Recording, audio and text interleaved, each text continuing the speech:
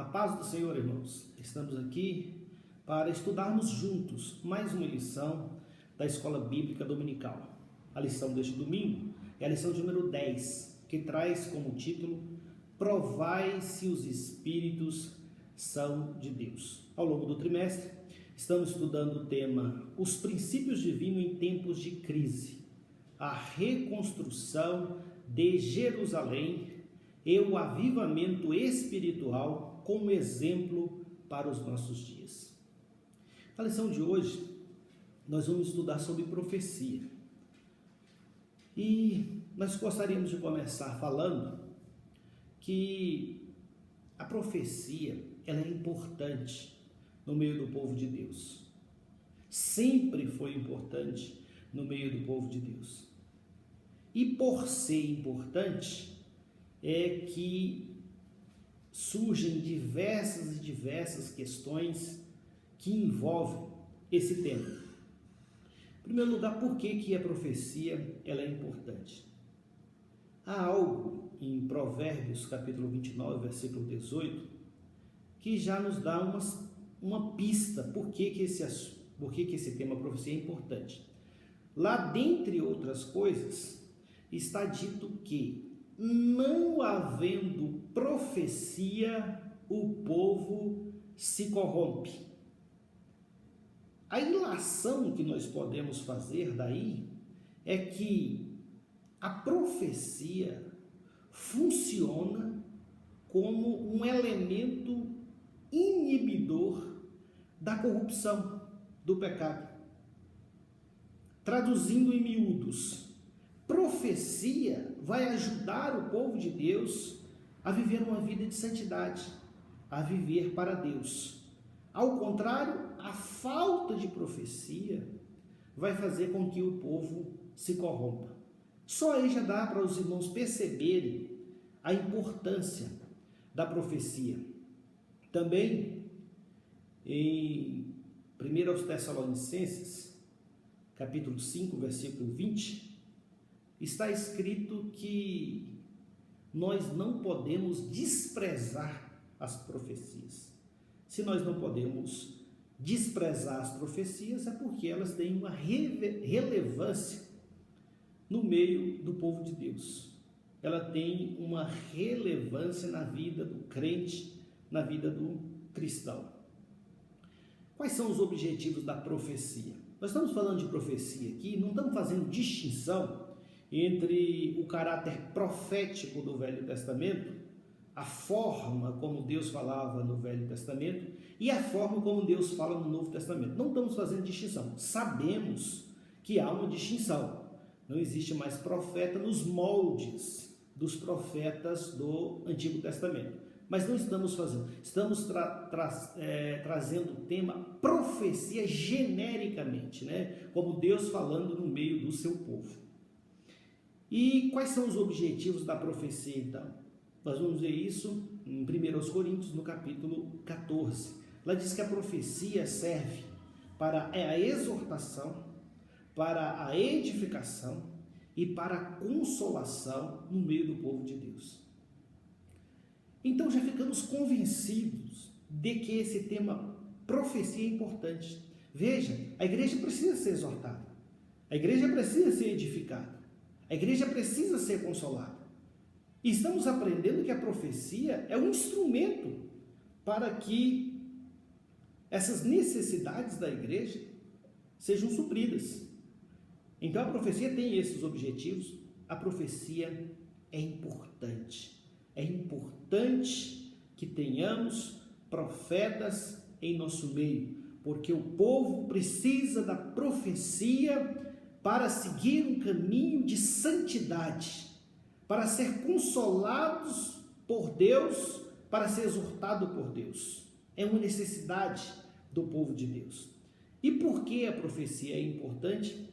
O inimigo das nossas almas, ele atua nessa área, porque ele quer causar confusão, ele quer causar controvérsias no meio do povo de Deus, porque se esse dom fosse usado livremente e apenas legitimamente, genuinamente, o povo seria muito mais abençoado. Mas Satanás entra nesse meio. e traz confusão, traz engano. Daí o título da lição: provai se os espíritos são de Deus. Noutras palavras, coloque à prova esses espíritos para saber se eles partem de Deus. A profecia pode ser de Deus, a profecia pode ser do homem, mas a profecia também pode ser do diabo. Então nós é que temos que fazer esse discernimento, essa distinção. E para isso a própria palavra nos dá algumas ferramentas. Esse importante tema, de onde ele foi tirado? Foi tirado do livro que estamos estudando, Neemias, capítulo 6. E o que aconteceu nessa passagem? Nessa passagem, um falso profeta chamado Semaías, alguém conhecido de Neemias, porque Neemias entrou na casa dele, trouxe para ele uma profecia, uma mensagem profética, de que eles deveriam se trancar no templo, se refugiarem no templo. Tanto ele como Neemias deveriam fugir para o templo. Por quê? Porque alguém estaria prestes a matá-los. Então falaram para Neemias: olha, você tem que correr, você tem que se refugiar no templo, porque virão matar-te. Hoje à noite mesmo virão matar-te. Então essa foi a falsa profecia. E dessa falsa profecia foi extraído o tema. E aí o que vai acontecer? Neemias vai responder a essa mensagem. Ele vai dizer: por acaso eu sou homem que vai fugir? Que foge de alguma coisa? Eu não vou fugir, eu não fiz nada, minhas mãos estão limpas, eu vou ficar quieto e tranquilo. E é assim mesmo, irmão, quando o servo de Deus ele está firme, está resoluto na sua posição, está convicto, está confiante, ele não tem por que se desesperar. Neemias demonstrou firmeza. Quantos crentes não são desesperados? Vem um problema, vem uma luta, ele arranca os cabelos, ele toma decisões precipitadas, faz isso, faz aquilo, e tudo rapidamente fala: não, peraí, eu não vou fazer nada, eu não vou correr para lugar nenhum, não vou me refugiar em lugar nenhum, eu não vou fazer isso, não é da minha natureza, eu confio em Deus, eu confio no meu testemunho, na minha posição diante de Deus.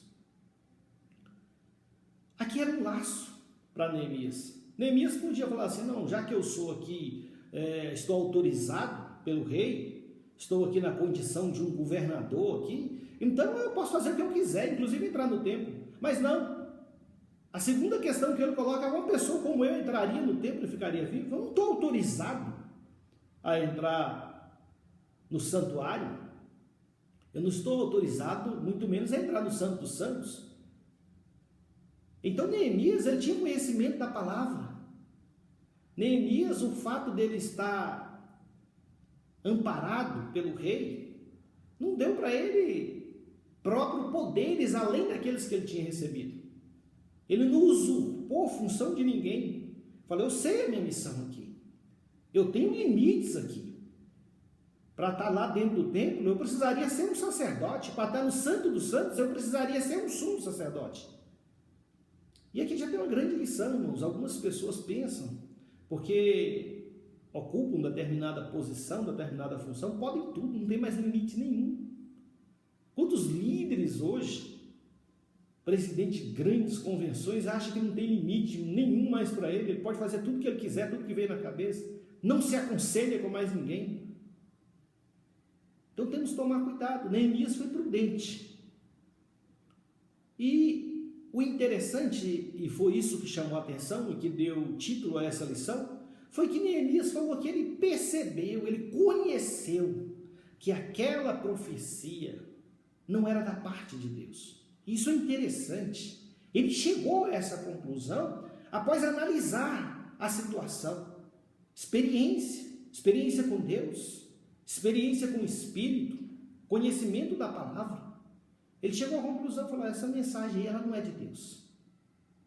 Ela não é de Deus. Isso daí é coisa do inimigo. E realmente ele estava certo, porque aquele profeta teria sido subornado por Sambalat e Tobias os inimigos da reconstrução dos muros, os inimigos da reconstrução de Jerusalém, os inimigos do povo de Deus. Então eles arquitetaram aquilo dali, mas Neemias não caiu nesse laço, não caiu nessa cilada. Por quê? Porque teve discernimento, e é sobre isso que nós iremos estudar. A lição é: provai seus espíritos são de Deus. Provar, no sentido colocado pela lição, é submeter uma prova a um crivo. Então, você recebe uma profecia e você vai analisar, você vai submeter a um crivo essa profecia. E aí você fica preocupado. Mas eu posso fazer isso? Isso é Deus falando. Eu tenho temor no meu coração. Eu não quero me ver julgando as coisas de Deus.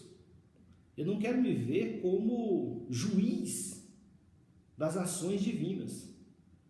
Mas não, a própria palavra te autoriza a proceder essa análise, a esse julgamento.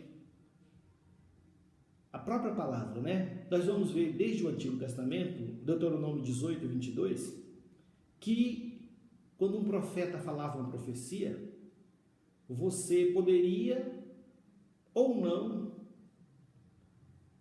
se portar de acordo com aquela mensagem, dependendo se a profecia era de Deus ou não. E aí o próprio Deus se adianta: e como é que vocês vão saber se esse profeta está falando da minha parte ou se esse profeta está falando com soberba? E aí vem Deuteronômio 18, 22 e esclarece: quando tal profeta falar em nome do Senhor, e tal palavra se não cumprir nem suceder assim, esta é palavra que o Senhor não falou. Com soberba a falou tal profeta. Não tenhas temor dele. Profecia que não se cumpre é profecia que Deus não falou. Profecia que se cumpre é profecia que Deus falou. Então esse é o critério do Antigo Pacto. No Novo Testamento também nós vamos ver em 1 Coríntios 14, 29, e falam 2 ou 3 profetas, e os outros julguem.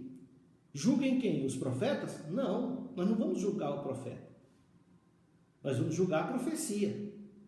Nós vamos julgar se é de Deus ou não. Depois nós vamos ver que instrumentos nós temos para julgar uma profecia. Quais são os nossos parâmetros? Quais são as nossas ferramentas? Interessante, fala que o falso profeta, quando ele age e entrega uma profecia, ele fala isso com soberba. E muitas vezes, irmãos, é exatamente isso. Irmãos, com muita tristeza, nós temos que reconhecer que em nosso meio há muitos crentes soberbos e orgulhosos. Então, onde é que residiria a soberba?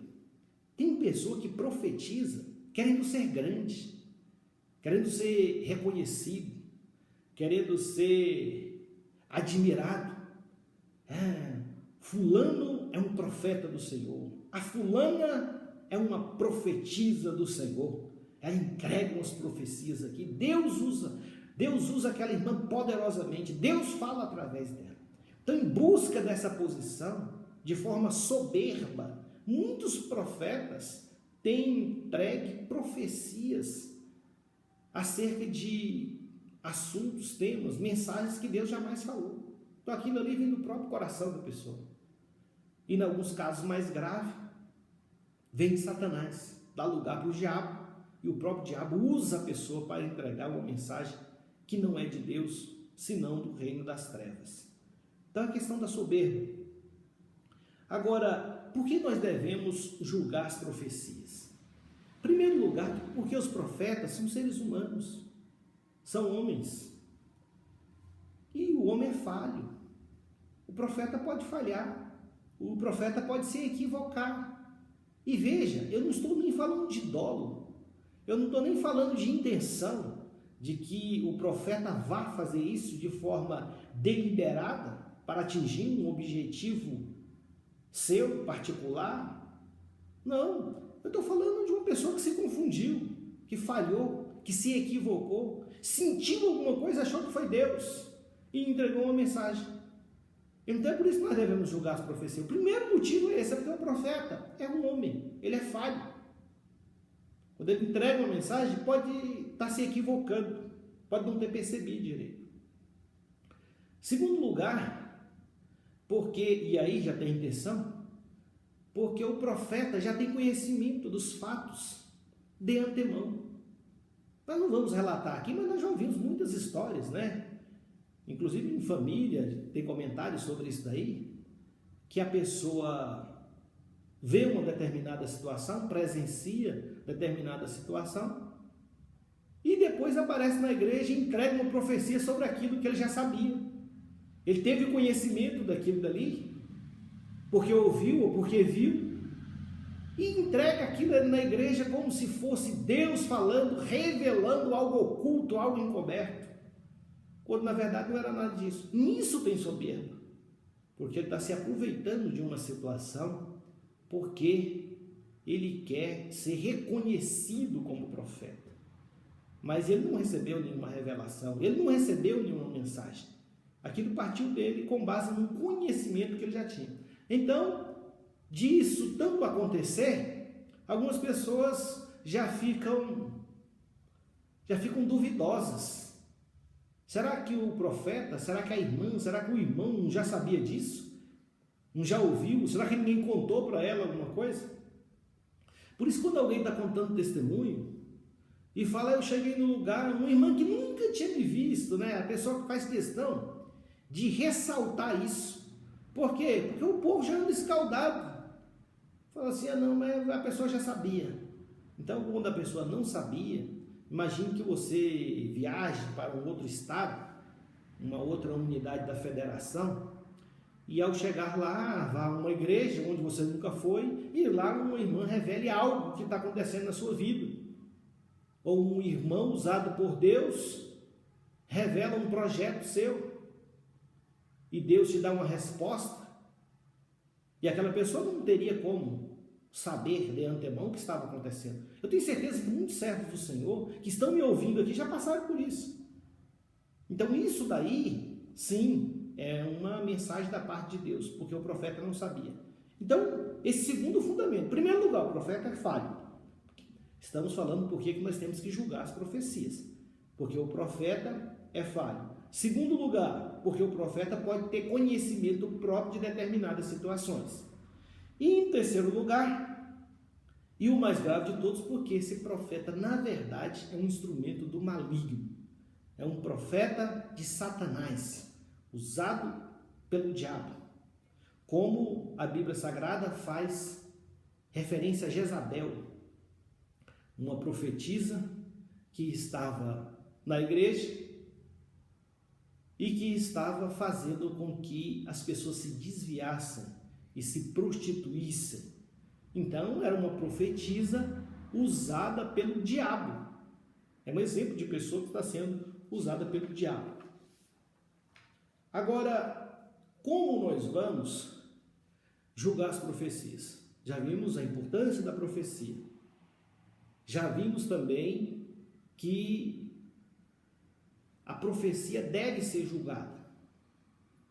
Agora nós vamos ver quais são as ferramentas que a gente tem para julgar as profecias. Primeira ferramenta que nós temos é a palavra de Deus. A palavra de Deus, ela vem em primeiro lugar. Se qualquer profecia destoar da palavra de Deus, você vai permanecer com a verdade da palavra de Deus. Não importa quem seja o profeta, não importa se esse profeta seja um desses grandes pregadores, desses grandes medalhões, esses pregadores itinerantes, de vanguarda, não importa o que seja, se ele falar uma profecia, essa profecia estiver em rota de colisão com a palavra de Deus, obviamente você vai preferir a palavra de Deus sempre. Aliás, irmãos, o que nós temos visto nesses pregadores itinerantes são que eles vivem entregando profecias para alegrar o povo, e o povo cai na graça, né? Porque Deus está falando. Não estou falando que toda profecia transmitida por um pregador itinerante é uma falsa profecia. Não estou afirmando isso. Seria leviandade afirmar algo assim. Mas o que eu quero dizer é que isso acontece até com uma determinada frequência. Isso acontece de ordinário. As pessoas levantam, falam uma palavra profética lá para o povo se alegrar. Porque essas pessoas, elas não têm muito compromisso com a Igreja de Cristo. Elas estão aqui no Distrito Federal, daí uma semana está em São Paulo, depois está no Rio Grande do Sul, depois no Pará, depois no Amazonas, depois no Mato Grosso. E aí elas vão pregando e tal, e não tem compromisso com muita coisa não. Então é muito fácil para elas ficarem falando e entregando profecias e dizendo que são mensagens proféticas que Deus dá. E nós temos visto agora, isso vai criar um problema para eles com o advento das redes sociais, e eles agora estão em maus lençóis, porque esses vídeos ficam guardados, eles entregam essas profecias, passam os anos e depois se descobre que aquilo tudo era uma farsa, que Deus não ia fazer aquilo, e fala que Deus vai fazer isso ou vai fazer aquilo. Normalmente escolhe a liderança ali para elogiar, para ser convidado novamente, e então fala isso e fala aquilo. Obviamente que a maioria das lideranças não dão credibilidade muito a isso, porque já são normalmente pessoas experimentadas. Mas fato é que eles procuram estar sempre agradando essas lideranças com essas profecias. Raramente acontece também, mas raramente eles vão entregar profecias de exortação, de repreensão, de conserto, que é o que mais nós estamos precisando. A necessidade atual da igreja é um freio de arrumação. É um freio de arrumação. A necessidade da igreja é ser sacudida. A igreja precisa ser sacudida para retornar a uma vida de santidade, de entrega, de louvor genuíno, verdadeiro, louvor que brota da alma. E não somente apresentações artísticas com qualidade, não é só isso. Nós não podemos reduzir as coisas de Deus a isso. As nossas palavras, os nossos ensinos têm que ter muito mais do que transmissão de conhecimento. Temos que transmitir palavras de vida, palavras que têm poder de mudar a vida das pessoas.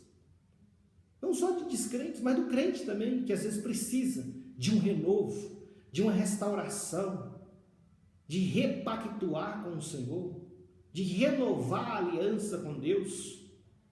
Aleluia!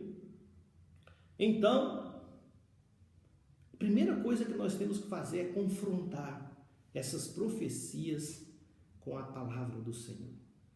Não só as profecias, irmãos, tudo nós temos que confrontar com a palavra do Senhor. Os irmãos têm assistido nessas últimas décadas aí, surgimentos de modismos, né? É unção do riso, é unção disso, é unção daquilo, e vai tomando conta das igrejas. Essas coisas vêm e vão, mas a palavra do Senhor permanece para sempre, e esta é a palavra que entre nós foi evangelizada. Essa foi a palavra pregada, a palavra firme, a palavra que não volta atrás. Aleluia! Nada mudou nesses últimos 2000 anos, nada mudou. A palavra lançada por Cristo é a mesma palavra.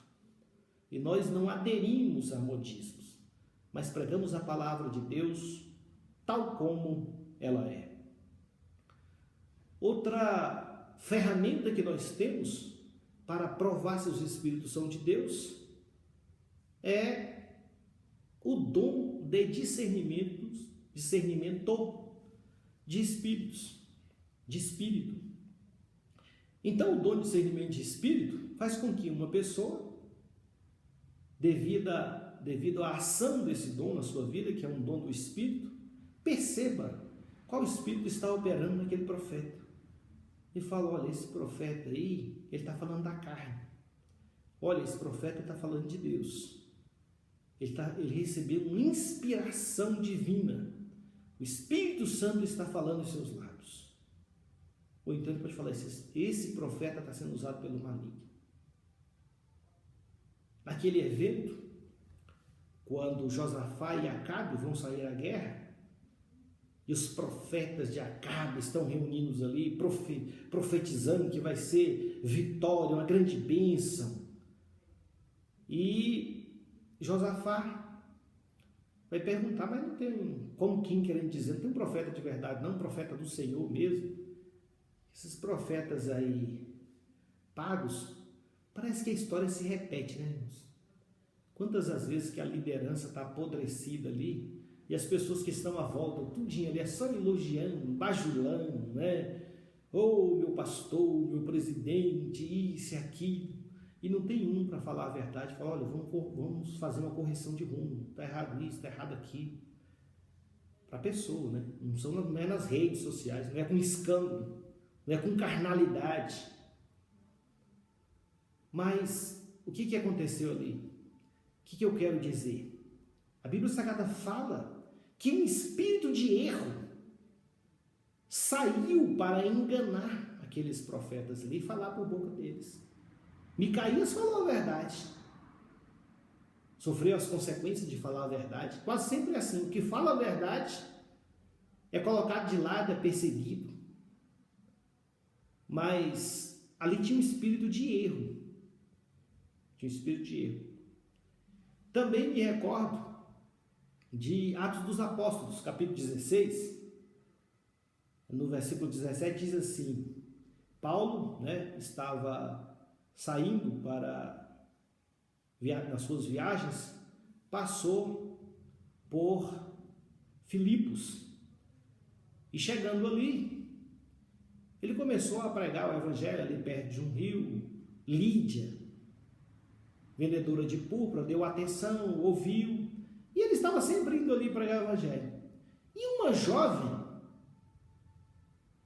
o seguia ali, e sempre expressando: esses homens que vos anunciam o reino de Deus, a palavra de Deus, são servos do Deus Altíssimo. E sempre falando aquilo dali. Se ela estivesse falando aquilo dali para um obreiro que não tem discernimento de espírito, ele ia achar até bom. E deixa Deus, quem sabe ela não falaria: deixa Deus te usar, irmã, é isso mesmo, fala, Jeová, que bênção. Mas Paulo sabia que quem estava operando ali era um espírito imundo, e aquilo ali o estava irritando, diz a Bíblia. Ele estava perturbado já com aquela mensagem: estes homens são servos do Deus Altíssimo, servos do Deus Altíssimo. E ele virou para ela e expulsou aquele espírito imundo. E aquela jovem parou de fazer isso, parou de adivinhar também, que ela dava lucro aos seus senhores adivinhando. Mas o que eu quero dizer? Que o apóstolo Paulo tinha o dom de discernimento de espíritos. Ele sabia qual espírito que estava operando naquela jovem. Irmãos, é muito necessário hoje na igreja esse dom. É extremamente necessário. A gente vê pessoas chegando na igreja ali e muitas vezes não há algum discernimento espiritual para saber. Não quer dizer que as pessoas que chegam ali estão sendo usadas pelo diabo. Não, mas às vezes é uma coisa humana. A pessoa chega ali com enrolação, com lábia, faz todo um processo ali para enganar. E nós temos que ter discernimento de espírito para perceber que não é Deus que está operando através daquelas pessoas. Então, nós somos um ministério muito jovem, não temos grandes problemas com isso, mas teremos porque estamos crescendo e teremos problema com isso. Por isso é necessário termos discernimento espiritual, para saber que espírito está operando. Quem verdadeiramente é usado por Deus. Por fim, temos também que usar a experiência. comentarista da lição usou a expressão sabor. Nós temos que sentir o sabor da profecia. Ele usou esse termo. O que ele quis dizer? Que com o passar do tempo, o crente ele já sabe. Ele não precisa nem conferir na palavra, porque a palavra também já está no seu coração. Quando alguém fala, ele percebe, ó, Deus está falando, realmente é assim. Ou então, ele já diz, essa profecia não é de Deus. Não é de Deus, porque não é assim que Deus fala. Não é assim que Deus fala. O jeito de Deus falar tem todo a maneira dele falar é característica. Tem até os trejeitos, as fórmulas. Por exemplo, no Antigo Testamento, assim diz o Senhor. Veio a minha palavra do Senhor. No Novo Testamento, né? Não precisa ter essa forma necessariamente. Não quer dizer que se não tiver essa forma não é de Deus. Mas a gente já sabe mais ou menos como que Deus fala. Já é um indício. Depois nós vamos ver o conteúdo do que está falando. E aí, só pela experiência, a gente já pode falar, não é Deus falando. Ou sim, é Deus falando. Obviamente vamos fazer tudo isso com muito cuidado. E mais uma coisa, não quer dizer que uma pessoa que entregou uma profecia que não é da parte de Deus, ela deva ser perseguida, enxotada, expulsa. Não, muitas vezes, como já disse, a pessoa pode se confundir. A pessoa é falha. Então nós devemos ter muito cuidado com o profeta. Estamos falando da profecia, mas nós devemos ter muito cuidado com o profeta. Mas a experiência vale muito. A experiência vale muito. Então são muitas as histórias da Bíblia, muitos casos da Bíblia. Nós poderíamos falar longamente sobre esse tema, pontuando cada situação. Mas nós queremos sintetizar esse tema dizendo que sem profecia a igreja de Deus não pode permanecer. Nós sentimos falta do dom de profecia no meio da igreja. Nós sentimos falta do brado do Espírito Santo no meio da igreja. Ainda que seja para nos exortar, nós sentimos falta. Nós queremos sim ser exortados e repreendidos pelo Senhor, para não sermos condenados com o mundo. Nós queremos estar no caminho certo. Nós queremos agradar ao Senhor. Então a profecia, ela é valiosa. E principalmente hoje, onde nós estamos vendo que o dom de profecia está praticamente extinto das nossas reuniões. E não pode ser assim, irmãos. Deus sempre tem que ter a primazia em nosso meio. Qualquer culto, não é só culto de oração, qualquer culto, Deus sempre tem que ter a primazia. Sempre deverá haver um canal aberto para Deus falar com o seu povo, com a sua igreja. Nós não podemos viver sem a presença de Deus, sem a manifestação de Deus. Nós não podemos viver sem ouvir a voz de Deus. A falta de Deus, a ausência de Deus, para nós é morte. Mas a presença de Deus é vida. Por isso, irmãos, vamos nos esforçar para que a presença do Senhor seja real em nosso meio, seja bem-vinda em nosso meio, para que o Senhor encontre condições de operar em nós. Vamos clamar ao Senhor para que, por meio do sangue do seu Filho amado Jesus Cristo, Ele venha nos purificar de toda iniquidade, de todo o pecado, para que assim Ele possa operar no meio de uma igreja santificada, uma igreja que está sendo preparada para aquele grande dia. Eu quero agradecer a oportunidade, no nome de Jesus. Amém.